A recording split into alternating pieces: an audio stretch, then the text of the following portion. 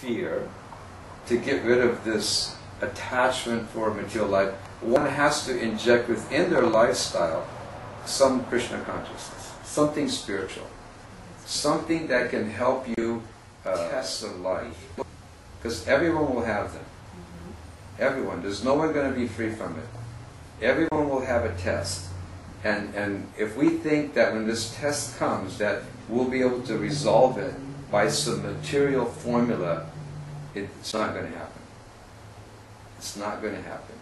It'll just create more chaos in life. And we see that going on in society. We cannot resolve the problems of life by some material solution. It can only be resolved by a spiritual solution. And we feel Krishna consciousness can give us that. Krishna consciousness can give you a spiritual solution to all the difficulties of life.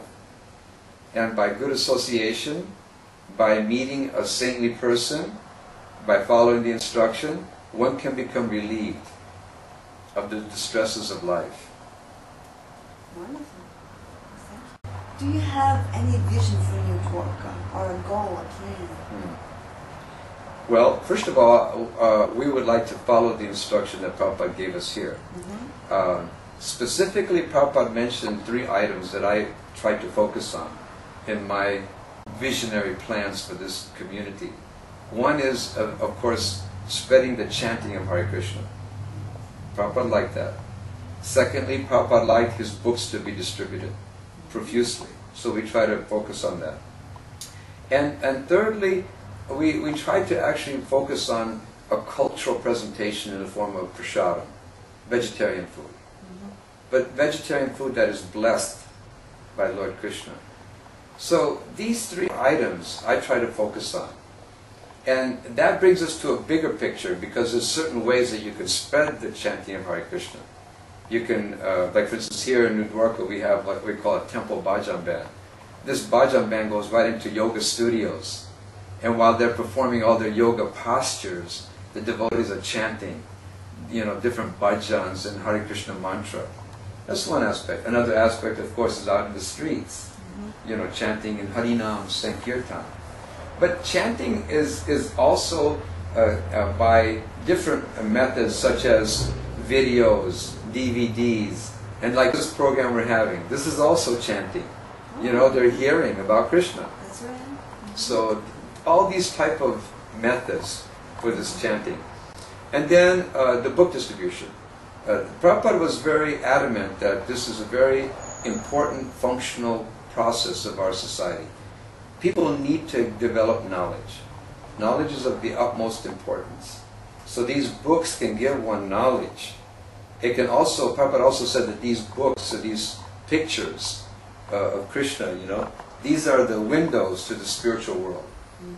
That's what he said about these. So when people get these books and see these beautiful pictures painted by devotees, it's like a picture, or I should say a window, into the spiritual world.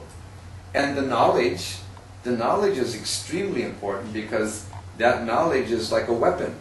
It's like a sword. If you go into battle, you have to have a sword, a sharp sword. So the Vedas, these books, Bhagavad Gita, Srimad Bhagavatam, they're like a sword that cuts the knot. It cuts the knot of our attachment to this material world. And this knowledge is the utmost importance. So we try to follow that instruction in various ways, by having classes, devotees going out, distributing the books in different venues, in different areas around the city. Up to this date, up to today, we have almost around the world distributed 600 million pieces of literature throughout the world. That's impressive. Yes, very powerful. Very powerful. So Prabhupada very much appreciated that. So we try to develop different types of venues for distribution of this literature. And then of course we also have like prasadam, our restaurant. We do, we have in this restaurant here in Los Angeles, we have approximately 7,500 people that come a month to our restaurant here. This particular restaurant not only does it give people an opportunity to taste Krishna Prasadam, but we also use it as a venue for maintaining the temple. It helps us maintain our project here. It helps us just to go through the nuts and bolts of our society on a daily basis.